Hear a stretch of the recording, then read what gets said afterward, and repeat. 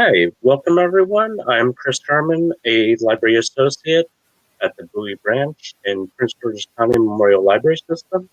And we are here tonight in celebration of Eric Wang's new novel, Wang's Daughter. So thank you, Eric, for being with us tonight. Thanks for having me. I'm excited. Yeah. And I'm just going to do a quick intro of Eric and his book. Eric Wang earned an MFA in creative writing from McNeese State University in Louisiana. He has been awarded fellowships from Lambda Literary, Voices of Our Nation Arts, BONA, and the Tin House Writers Workshop. He's the editor-in-chief of Diacritics.org. He lives in Washington, D.C., and Things We Lost to the Water is his first novel. And Things We Lost to the Water was a most anticipated book of the year by Atlanta Journal-Constitution, The Millions, We Are Bookish, and Nerd Daily. And it is a stunning debut novel about an immigrant Vietnamese family who settles in New Orleans and struggles to remain connected to one another as their lives are inextricably reshaped. When Huong arrives in New Orleans with her two young sons, she is jobless, homeless, and worried about her husband Cong, who remains in Vietnam. As she and her boys begin to settle into life in America, she continues to send letters and tapes back to Cong, hopeful that they will be reunited and her children will grow up with a father. But with time, Cong realizes she will never see her husband again. While she attempts to come to terms with this loss, her sons, Tuan and Binh, grow up in their absent father's shadow, haunted by a man and a country trapped in their memories and imagination. As they push forward, the three adapt to life in America in different ways. Cong gets involved with a Vietnamese car salesman who is also new in town. Tuan tries to connect with his heritage by joining a local Vietnamese gang, and Binh, now going by Ben, embraces his adopted homeland and his burgeoning sexuality. Their search for identity as individuals and as a family threatens to tear them apart until disaster strikes the city they now call home, and they are suddenly forced to find a new way to come together and honor the ties that bind them. So join me in welcoming Eric, and if you want to start off, was there a section you wanted to read? Yeah, I can read to start off the very beginning of the novel. So I guess you don't need to know anything just because it's the very first 2.5 pages. And it is August 1979. New Orleans is at war. The long howl in the sky. What else can it mean? Huong drops the dishes into the sink and grabs the baby. Before he starts crying, she begins running towards the door, but then remembers, this time, another son. She forgets his name temporarily. The howl is so loud. What's important is to find him. Is he under the bed? No, he is not under the bed. Is he hiding in the closet? No, he is not in the closet. Is he in the bathroom then? Behind plastic curtains, sitting scared in the tub. He is not in the bathroom, behind the plastic curtains, sitting scared in the tub. And as she turns around, he's at the door, holding on to the frame, his eyes watering, his cheeks red. Nat, he cries, Mom. The word reminds Huong of everything she needs to know. In the next moment, she grabs his hand and pulls him toward her chest. With his precious Cardinal, these two sons, she darts across the apartment, an arrow flying away from his bow, a bullet away from his gun. She's racing toward the door and leaping down the steps, but she can't move fast enough. The air is like water. It's like running through water, through an ocean. She feels the wetness on her legs, the water rising in the sky, the early evening sky, the spotting of stars already is streaked red and orange, like a fire, like an explosion suspended mid-air in that moment before the crush, the shattering, the death she'd always imagined until someone yells, stop. Someone tells her to stop. And just like that, the sirens hush, and the silence is violent. Hurricane alarm, Bai Yang says. The old woman drops her cigarette. Just a hurricane alarm. A test. Nothing to be afraid of. She reaches over and cups Huong's cheek. What do you mean? Huong asks. A test. They're doing a test. In case something happens, Bai Yang says. Go home now, Gung. Go home. Get some rest. It's getting late. Home. Late. Getting. There. Late. Huong understands. Or maybe she does not. 1,000 thoughts are still settling in her mind. Where were the sounds from before? Not the alarm, but the grating calls of the grackles in the trees, the whistling breeze, the car speeding past. Where are they now? She notices Dum at the gates. Her eyes light up. Dum Ai, she calls. Dum holds onto the bars of the gate and watches 3 boys riding past on bicycles. One stands on his pedals, another rides without hands, but only for a second before grabbing in a panic motion the handlebars. The younger one tries to keep up on training wheels. 3 boys, 3 brothers. Dum Ai, Dum calls again. Dum waves as the boys ride leisurely past. When they're gone, he returns and Huong feels a mixture of pure happiness, comfort, and relief. Up the dirt road, and mother and her sons, hand in hand. That's the end of that passage. Thank you. It's beautifully vivid, the concern and love she has for her kids, impacted by the trauma that she's already lived through. So what inspired the novel? Did you always see it as a novel, or did it start as a shorter work? Well, I think to answer your second question first, it was I tended to be a novel, but I didn't really know how to write a novel. So I felt like the best way was to do it piecemeal. So like I wrote what became the second chapter in the book first, and then wrote something later in the book, the middle of the book, when Dong, the oldest son, becomes like a gang member. So Okay.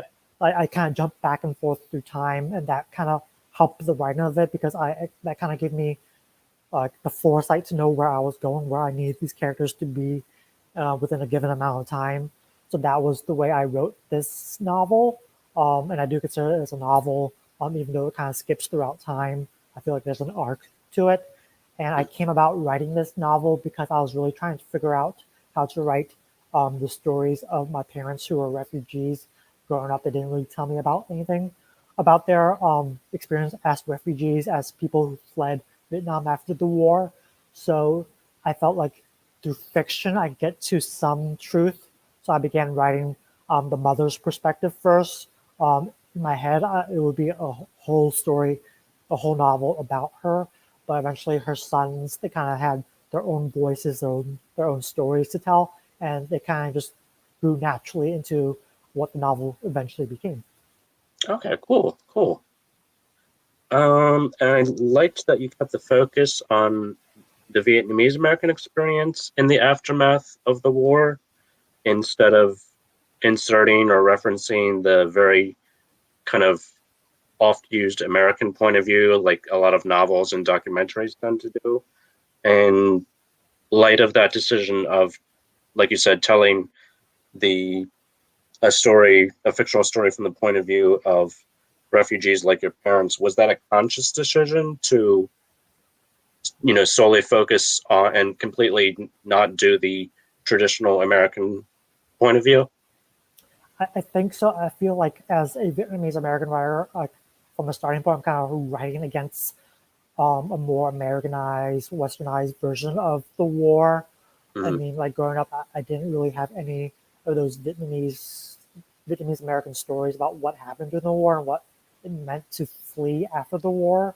So I feel it was definitely like a conscious decision to focus the story on Vietnamese Americans and their experience, just as a way to give voice to this community that I grew up in, but also like this bigger diaspora who voices for the longest time really hasn't been a focus. I mean, like even like if you go to a search engine and type in like Vietnam War or like even Vietnam, you get the war, you get the American experience of it. It's when I was researching this, I was like that Vietnamese experience was more harder to find. You have to like scroll through pages and pages of the American perspective. So definitely, I felt like it was important that this book be focused on the Vietnamese American experience. And I think once I started writing it, like there was no room for any other perspective, and it was just really the story of Vietnamese refugees and Vietnamese Americans. Cool. And the story of the family. It was really interesting. That the mother and her two sons, they're all really vibrant characters that have various multitudes of love and conflict with each other. Did you kind of said earlier that you started with the second chapter at first, and then you could have written about just the mother herself. But in that sense of the three characters, was there one character, did one of them come before the other, or did all three kind of form almost like as a family as you were writing it? Well, I think for sure, Huong, the mother character, she was my center point. Like when I started it, and she always had like the son for a while, the husband.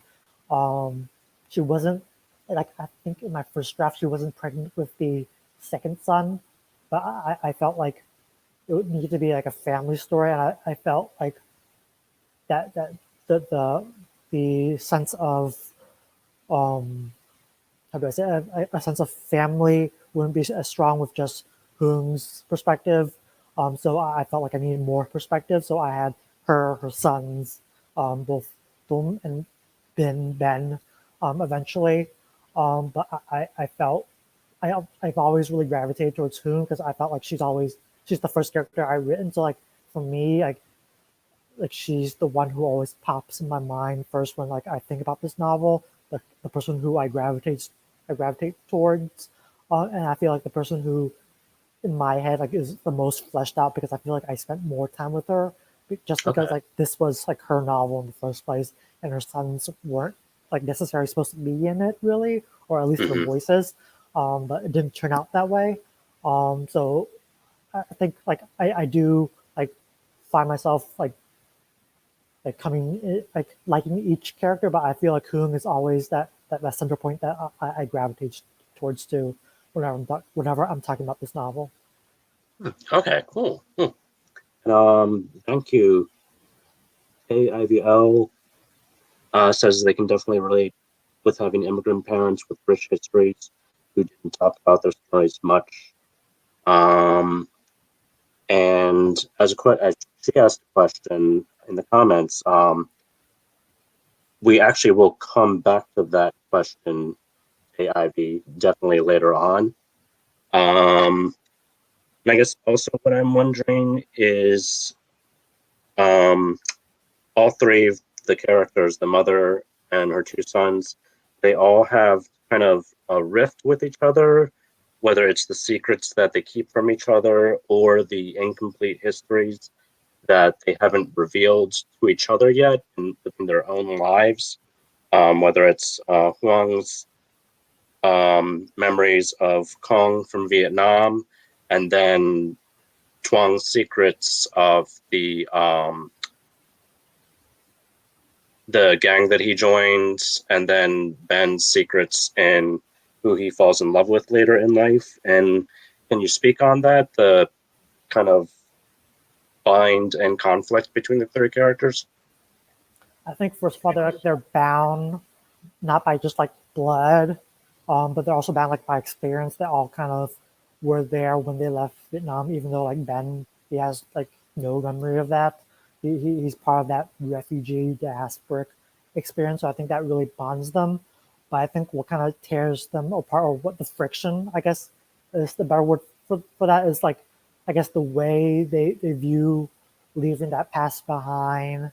We have Huong, who for the longest time tries to get in touch with her husband who's left behind in the first time that we see her.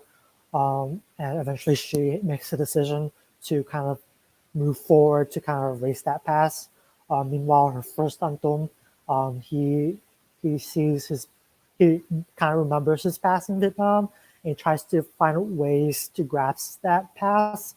So right away between those two, we have two different views of what to do with the past. We can either throw it away or hide it, or we can try to reveal it, try to reclaim it in a way.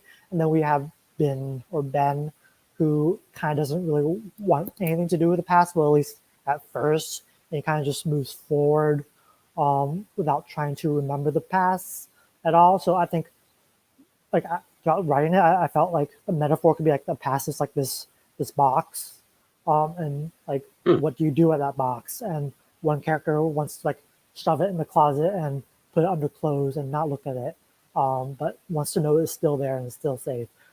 Dom, he's more like, let's take out the box and let's look at what we can use. Well, Ben is, he doesn't know there's a box really until he does find the box, and then he does have questions. So I think what binds them together is that box of the past, but what kind of tears them apart, kind of makes the friction, is what to do with that past.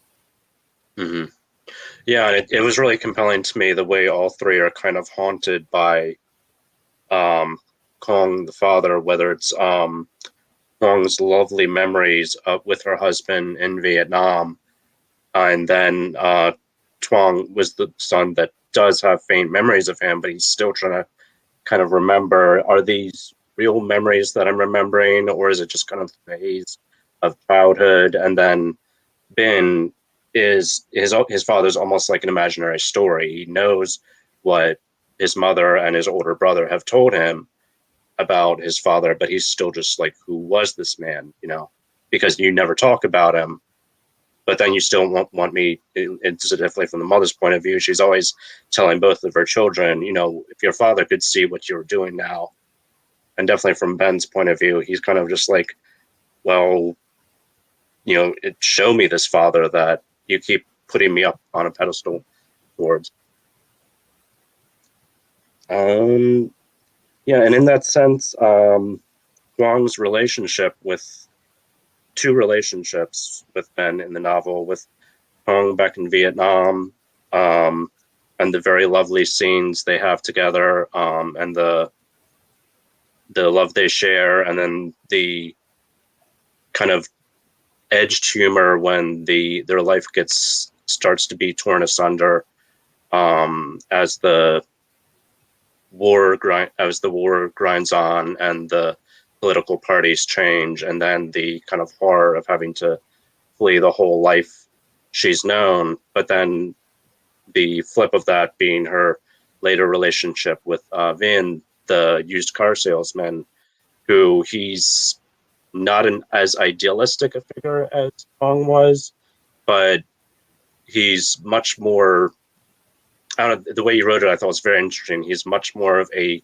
in the flesh present character, not just in his actions, but just also in the way he carries himself. Yeah, I think when I was writing them, I kind of wanted to make kind of a contrast in a way. But like Vin in particular, kind of he doesn't do it on purpose, but he's kind of through like the author's hand. My hand as an author, he becomes like a father figure almost, but he's such a different father figure from Cong, from what Tung remembers, and from what Ben is told.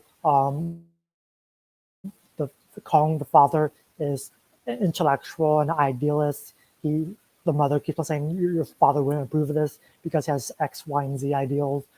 Vin is kind of more mundane. He's kind of just there.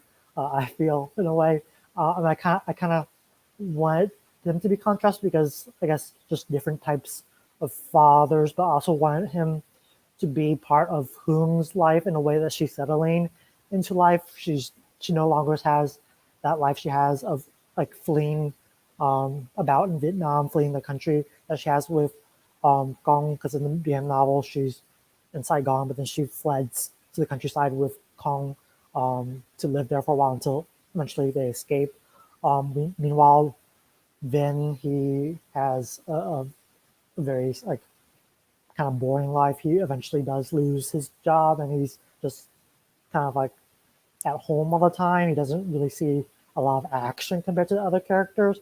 But I feel like that kind of gave Huong a kind of domestic home environment that she hasn't experienced before, and kind of I feel like that kind of rooted her more into her new life in New Orleans, because that kind of represents like a certain type of a family archetype of like you come home to a family, everything's calm, nothing's happening, and that's like really new to her, and but also gives her a chance to kind of like relax, settle a little bit, and Yeah. like, become just a regular person and not just like a traumatized refugee figure. Yeah, I like the way that Vin kind of forces Huong and the boys to both kind of put down roots, and the fact that the boys never quite see him as maybe the replacement father he might sometimes want to be, but they come around to a grudging respect because they realize that at least their mother's happy with this guy. And so with Tuan and Binh, I love the kind of back and forth seesaw of the clash and the connection attempts they have with each other, that they both seek to reconnect to the homeland that they barely remember, or the imagined idea or faint memories they have of their father Cong, but by the different paths they take. Um, again, was that like a purposeful contrast? The fact that like Huong Tong joins the Vietnamese gang, and Ben ends up kind of going for a very embracing more aspects he can about like traditional, well, quote, traditional American life and literature. And did it develop naturally that way? Or was it more of a conscious decision to have these boys take two very different journeys? I think part of it was a conscious journey. I feel like just as a writer, it's just easier to like have the characters kind of be different in my head, like make sure like they're kind of really opposites from each other, just to be able to like write them and just keep track of them in your mind. But I think part of me was also like exploring like this like the Vietnamese American experience of a 1.5 generation person, someone who left Vietnam like really early, that they have very little memory of it, but they still have that very physical connection to Vietnam because they were there, versus more of a second generation person or someone who's like born in America, who see themselves as American or see themselves more rooted in Americanness than any other culture. So I feel like through them, I was able to explore like that different journeys those generations might be able to take. We have Thum, who is always like trying to grasp onto his past, which is why he joins that gang. The gang is a Vietnamese American gang that they kind of unite around their shared culture, shared heritage. Um, so that's a way to get back to what they knew. Meanwhile, we have Ben, who is just he kind of sees himself as an American. He never sees himself as like this Vietnamese American. He kind of just moves forward in his life, and he kind of sees himself as belonging in any place. Like that's why like I feel like he just eventually got into like literature, but then the racism there kind of rubs him the wrong way in a way. Mm-hmm. So I feel like having those two very different characters let me explore two very different experiences in the Vietnamese diaspora.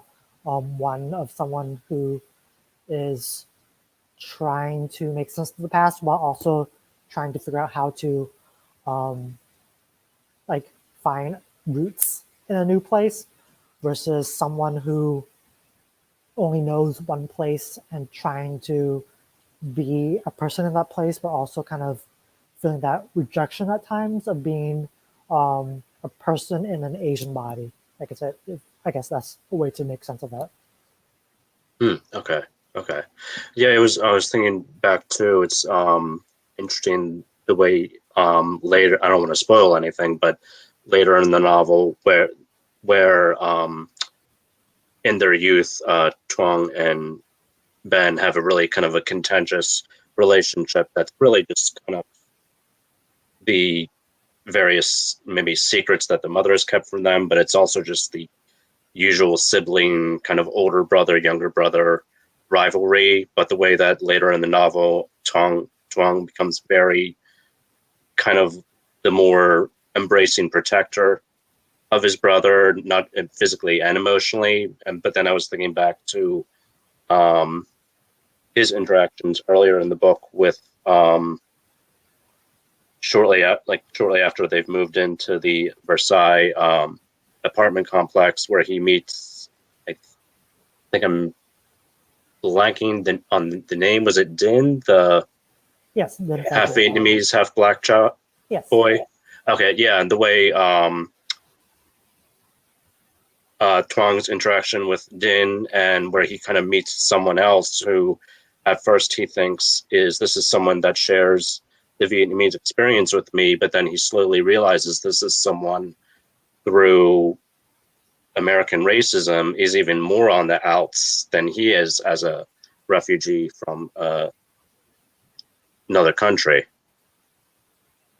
Yeah, I think for me, like putting in a biracial Vietnamese character was important because like there's so many like Vietnamese American Vietnamese diasporic experiences, and like you said, like there's like different levels of, I guess, oppression that like one can face depending on who you are. And I, in a way, I kind of wanted to explore that through these different characters, and hopefully not spoiled, but he does come back, this Din Frederick character, and like I do hope like to show some nuance in that difference of experience of like what a Vietnamese American person can look like and what they can feel and experience through just being maybe in the same place, in the same timeline even. Okay. And yeah, in that same parallel, I love the friendship that Ben has eventually with Addie, another recent immigrant. She and her father come from Haiti, and the childhood friendship that she and Ben have.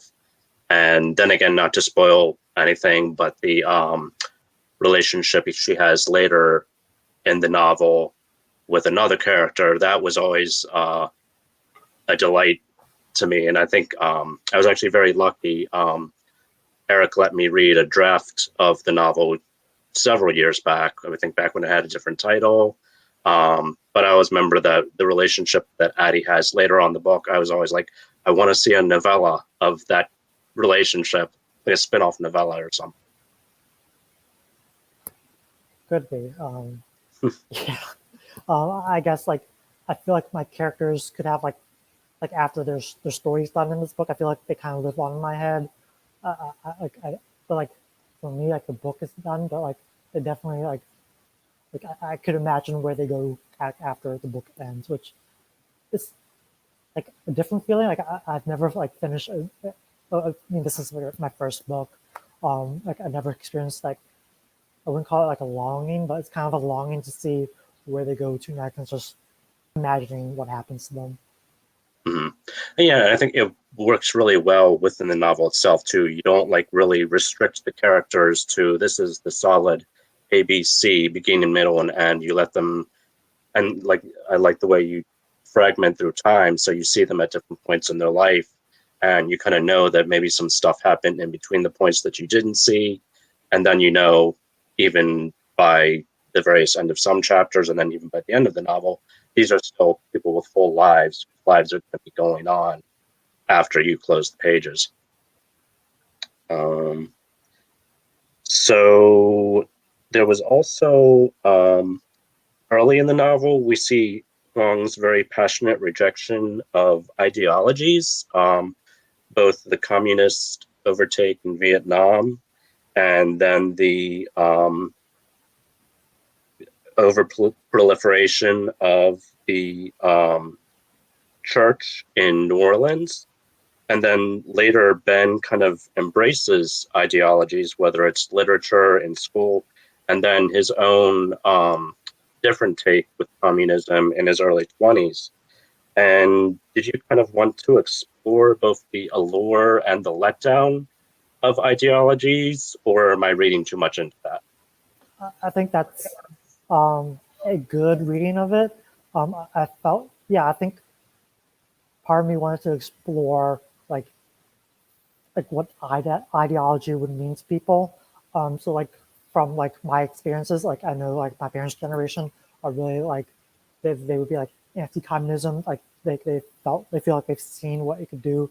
So like there's hard stances against like ideology like communism, but I feel like people of my generation, like we didn't experience that. I was born in the U.S. So like there's a different understanding of like socialism, communism, and I'm wondering how one could be grabbed by those ideology and maybe kind of be turned off by them, or how they can make it their own in a way. But I feel like I was really exploring kind of a cycle ironies of history. I feel like I was trying to get at. We have like Okay.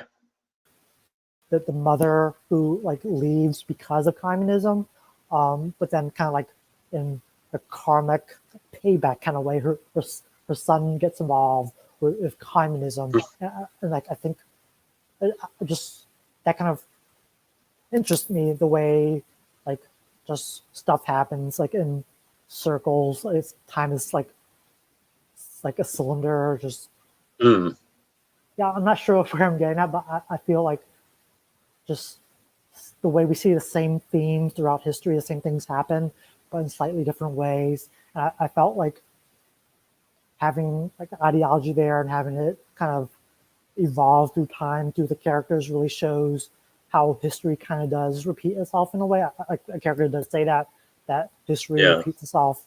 So I feel like that's really strong in the book and the characters. I feel like I guess that's a big philosophy I have. Um, I guess in a worldview I have that nothing is really new; it just happens in a new way. And I think having Right. the novel kind of re-examine ideologies kind of helped me put that into a narrative form. Oh, yeah. They'd like to flow back to it again and again. Um, and to start off from that as kind of a bad pun, but water as a thematic element in the book. Huong's memories of the boat journey, the brackish bayou outside the Versailles apartments, and then flip that with Ben's more romantic view of poles and learning to swim. It was a really graceful overarching element. Was that always a tying element in the novel, or? I think it kind of developed naturally. I feel like the water motif wasn't really there at first, but then like the more I wrote, the more water became an element in it, and I felt like once I had that like in the second or third draft, like I saw it, like I didn't put it there consciously. It just kind of developed, which is the fun part of writing. You just develop stuff that you don't necessarily like intend to. But once I saw it, I kind of grasped at it to like explore, like the same way I explored the ideology, how it could be different things to different people. I felt like water could be a symbol that can mean different things to different people. I felt like that is really kind of ingrained with the Vietnamese American experience. Like fleeing Vietnam, water meant safety, it meant escaping um, a government that wasn't friendly to them, an oppressive government. But it also meant kind of throwing yourself in the water to the fates, and you might drown. Your boat might capsize, and you might die. So water for a lot of Vietnamese in diaspora could mean safety, salvation, but also mean death. I think that kind of um, dichotomy, that binary of water is safety versus water is dangerous, is very much in the Louisiana culture, especially the Gulf Coast, where water brings in food, crawfish, crabs, oyster, what have you. It gives people jobs as fishermen, fisher people. But it's also a dangerous element. There's hurricanes, rising sea level, erosion. So water is this force that can feed you, like almost literally, but it can also kill you. It could destroy cities. It could destroy lives. So I felt like Right. once I had that in place, I felt like it was a fertile motif to come back to again and again to kind of look at different angles. I feel like my novel, like the, the structure of it, where I have like different points of view for each um, chapter, each character has their own points of view. I felt like it was a great way to kind of take something and then look at it from multiple angles. And that structure really helped me do that. Cool. Yeah. I mean, it's probably not a huge spoiler to say, but by the end of the novel, you do deal with the real life recent trauma of Hurricane Katrina and how that impacts your central and outlier characters. And I will say, back with the water motif, I was crying at the end. So that is hopefully a great endorsement of your awesome book. Can we ask you to read another short chapter before we do some more questions? Sure. So I'm going to read a chapter from a section from a second chapter. It's about 2 pages long. So what you need to know, it's when Huong is in New Orleans and the church sponsored her to come over. The church is dropping her off at a temporary home with another Vietnamese family who have already settled there for a while already, and they're there to help her get used to her new country. The van continued down the long stretch of road for another 5 minutes before slowing down into a turn. In front of another house, a fat Vietnamese man waited. "Mr. Min," the priest chuckled. Mr. Min waved when he saw them. "Welcome to America," Mr. Min shouted as the priest parked the car. He opened the door and bowed extravagantly, making a show of the gesture. His large hands came at her necks and grabbed her wrists. He shook them fiercely. "You will like it here very much," he said. "It's America. We're all friends here." His face glowed red. How unlike her husband he was. Cong was thin and suave, bookish and reserved, and above all, neat. This man was chubby and rude, drunk and loud, above all, loud. She could picture Mr. Min spending time at bars and his poor wife coming to get him at 3 in the morning. She thought, not without bitterness, that they never would have been friends in Vietnam. They were two different types of people. A friendship had little chance. "We're all friends here," Mr. Min repeated, confidently caressing her sloppily, stupidly. It made Huong feel little, like a bug waiting to be squashed. She held onto her baby boy and motioned for her other son to stand closer. The wife, whom noticed her now, stood aside, as if this was a regular order of things. "He used to be a police officer," the wife said in her scratchy voice. "Now he drinks." She laughs, and Huong didn't know if she was supposed to laugh out of courtesy or just nodded sadly in agreement. She decided on doing neither and stayed silent and stiff. "Very well," the wife said. Then in English, she said something to the priest, shook his hand, and grabbed Huong's suitcase. The priest drove away. "This way," she said. Huong walked up the porch steps and crossed the threshold. Right away she smelled the rotting wood, disarming at first, but only because it came so suddenly. The lights were off, and in the darkness the room felt vast and empty. As her eyes adjusted, she realized the room was small, and arranged at its center were a floral fabric sofa, a white plastic chair, and a small television. A fan spun lazily above. The wife told Huong it was called a shotgun house. Nguyen Sum, she clarified. See, she said. She placed the suitcase down and mimed the shape of a gun with one hand. With the other, she held her wrist. Closing one eye, she looked through an invisible scope, and the appearance of intense concentration fell onto her face. For a few seconds, she stood silently, so focused on something in the distance that Huong looked toward where the wife stared too. Then, psh, the imitated sound of gunfire. It was so unexpected, but also so childish.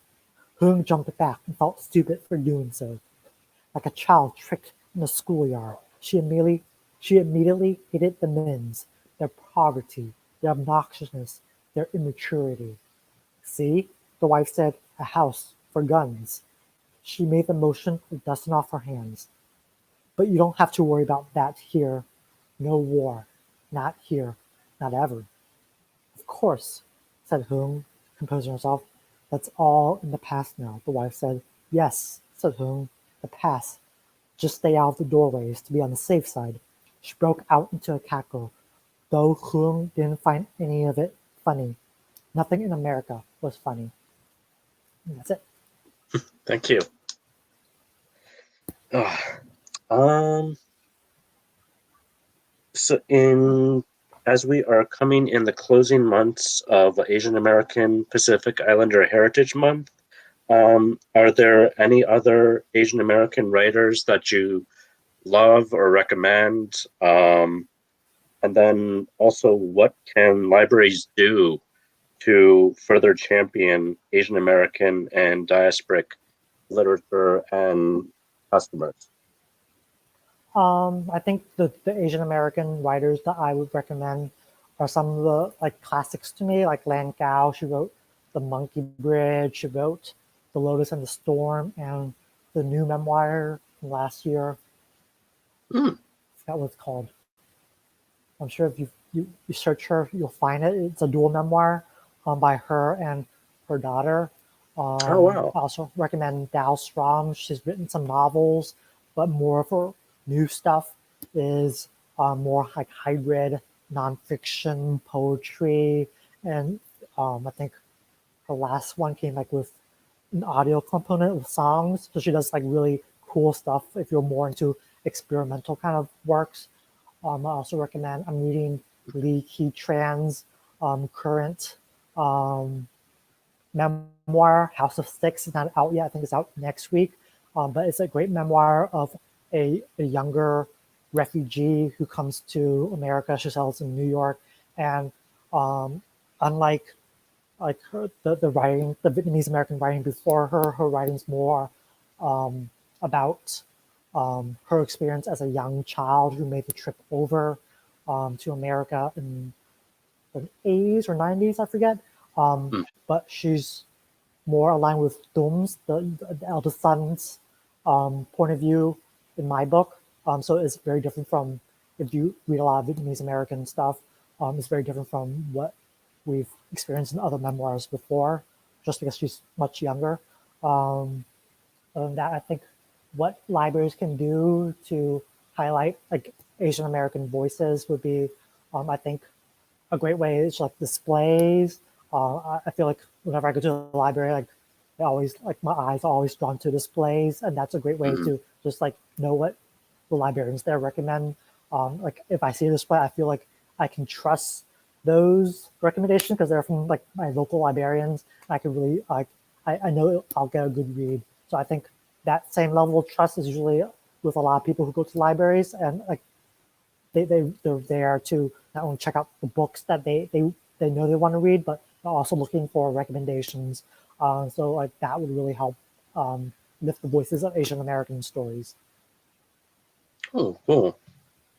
Thank you. And in that, you are also the editor-in-chief of Diacritics.org.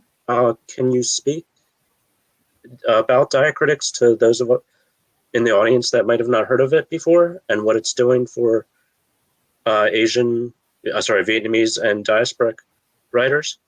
Yeah, so Diacritics.org is a project of the Diasporic Vietnamese Artist Network. The publication was founded and used to be edited by Viet Nguyen, who won the Pulitzer Prize for the Sympathizer. And it's basically a place for Vietnamese diasporic voices and their stories. For the longest time, like I mentioned before, um, the Vietnamese American story, the Vietnamese diasporic story, has been kind of ignored in mainstream stories about the Vietnam War. So it was originally a place to give voice to these other experiences. Um, but more recently, we're trying to highlight more voices even beyond the war. So you'll see like stories not even related to refugee stories or trauma, and just what Vietnamese American, Vietnamese diasporic, and Southeast Asian diasporic people are creating in various genres, not just writing and like poetry, fiction, nonfiction, but also through art and music. So it's basically Mm, I feel it's like a hub for like exciting stuff that's happening in the arts within not only the Vietnamese diaspora but also the Southeast Asian diaspora as well. And we try to amplify the voices of all these creators doing great things. that's very cool. That's, I mean, yeah, I've seen some of your the various virtual events that they've been doing during the pandemic, and that's been some great events. Let's see.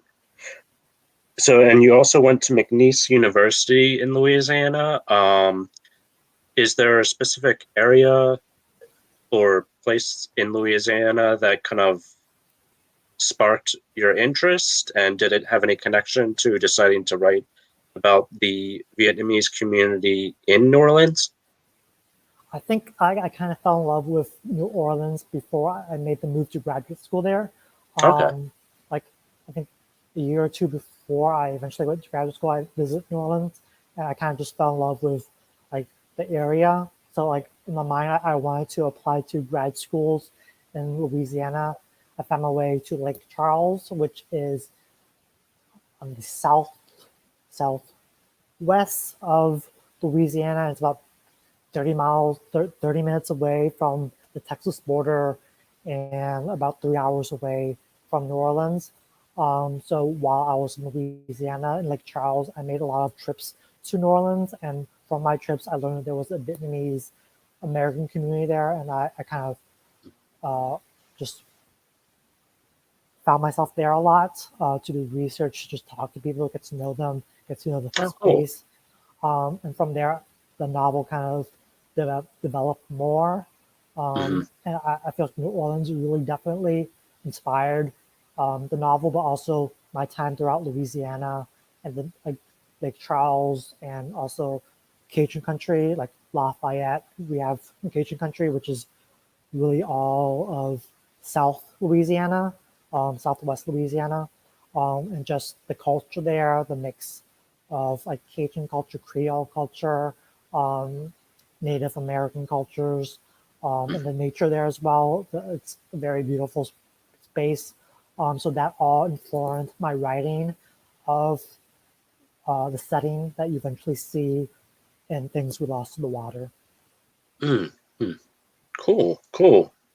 I think we have like only one or two more questions, and then we'll get to audience questions.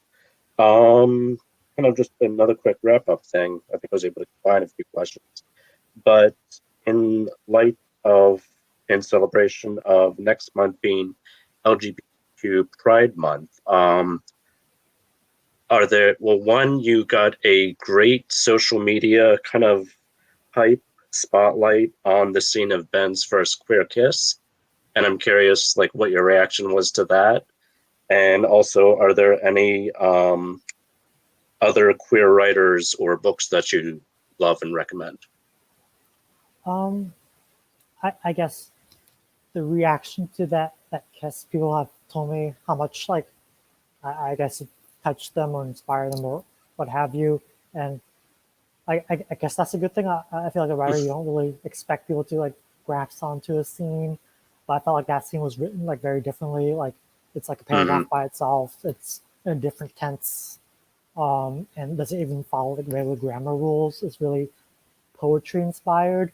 So I feel like I'm kind of proud of that writing that scene. I feel like it was a risk to do that because it was, like I said, it was like so different from any other part of the novel. But I feel like I wanted to, in my own way, kind of highlight it, bring attention to it because it's like a moment of a queer joy.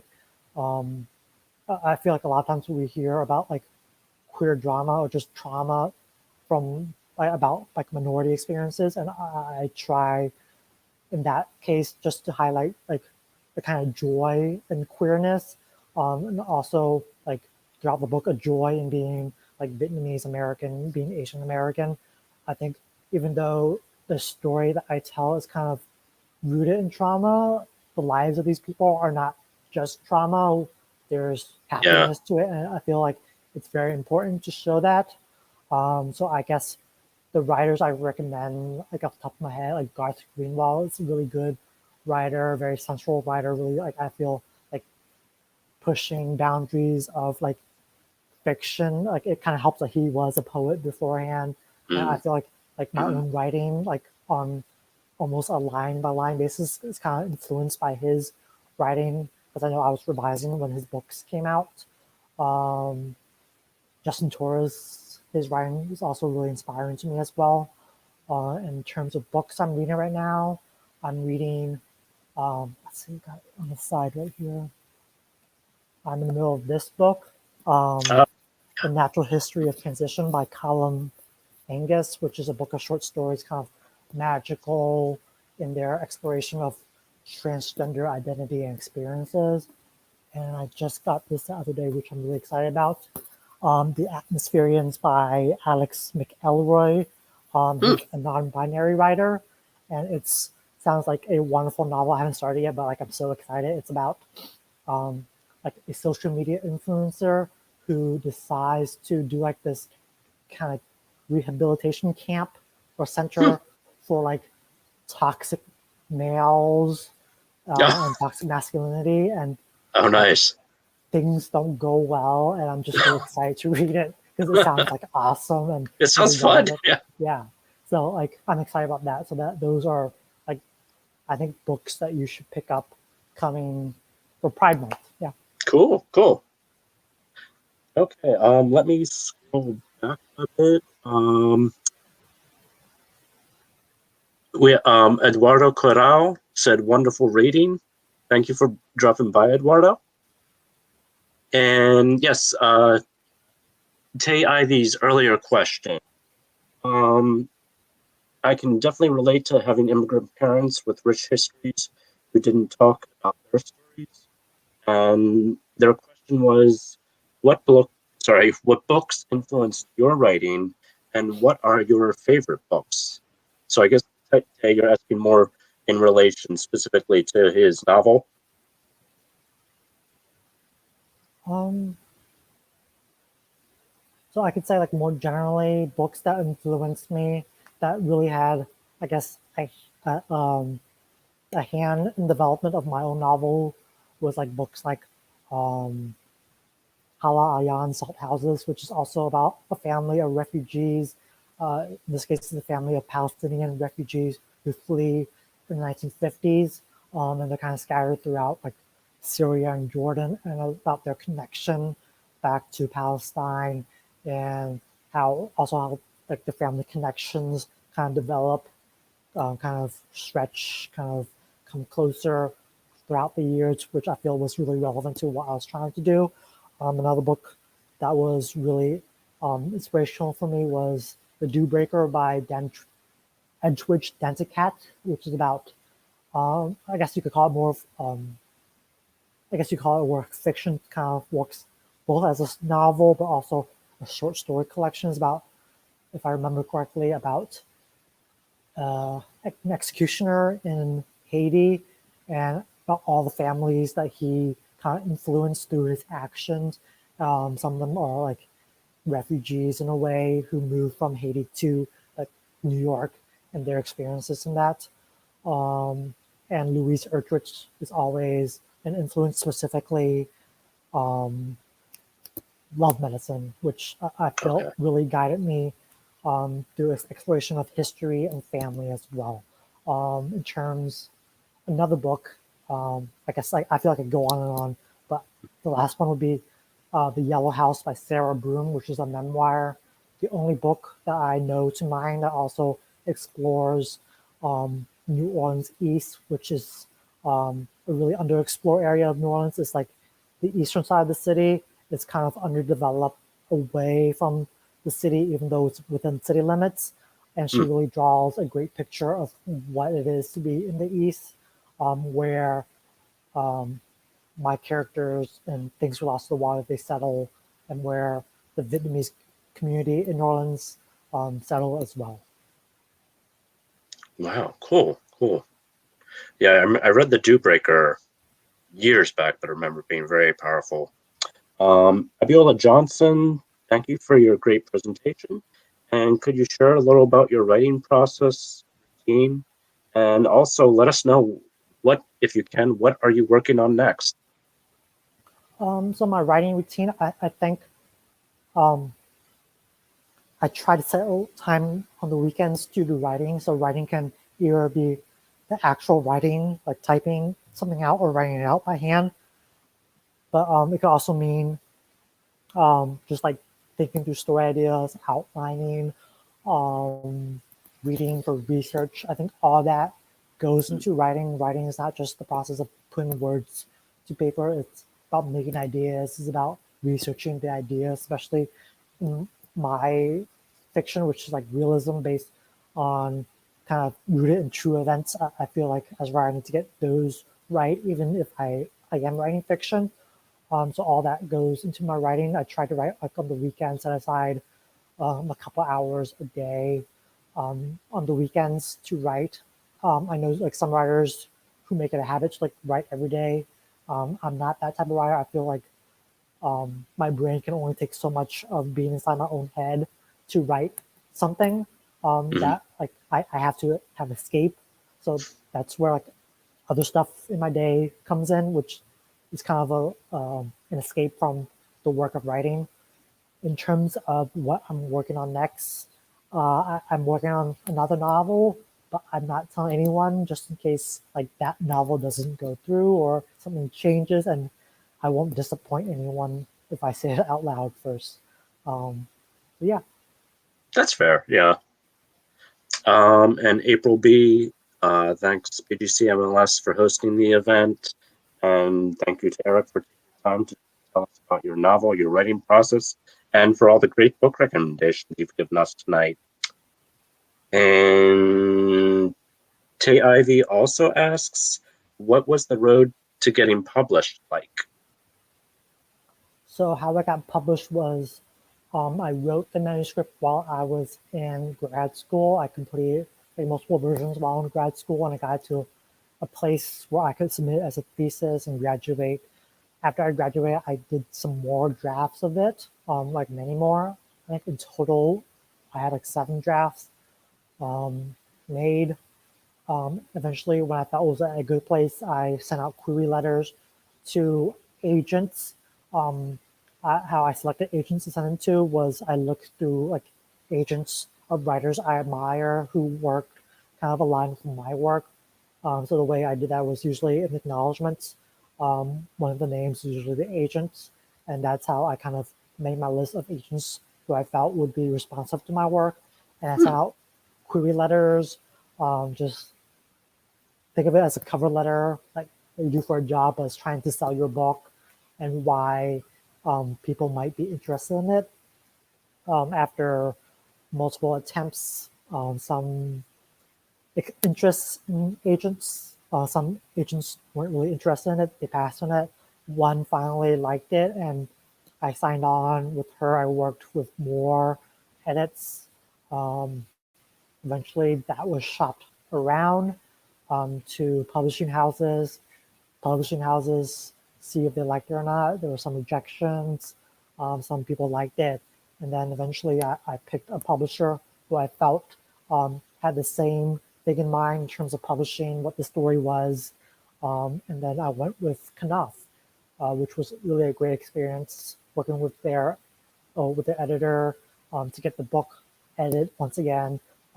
So the road to publication is like filled with a lot of edits. So I think that's something that I didn't know before I got into it. Like I felt like once you had to the agent just kind of sent it off to publishers, and publishers said yes, we'll publish it as is. But the process is like it takes a lot of edits just to make it like as polished as it becomes in final form. Okay. A bit more of a collaborative process. Okay. So it looks like we're about ready on wrap up. If we had any more questions, otherwise, definitely follow Eric on Twitter at the Eric Nguyen is okay handle and read more at his website, ericpwin.com. And you can again order his book from Loyalty Books, and we want to thank Loyalty Books for being our regular book partner. Thank you, O, for doing tech tonight, and thank you so much, Eric, for joining us tonight. It was great having you. Yeah, thank you for having me. Thank you for hosting this, Chris, and thank you, the Prince George's Library, for having me. Yeah, thank you. Okay, I just want to do a quick join us on June 1st, Tuesday at 7 p.m. for the national launch event of poet and Atlantic staff writer Clint Smith's new book, How the Word is Passed, A Reckoning with the History of Slavery Across America. ASL interpretation will be provided for that event, and you can pre-register for it at our website, pgcmls.info.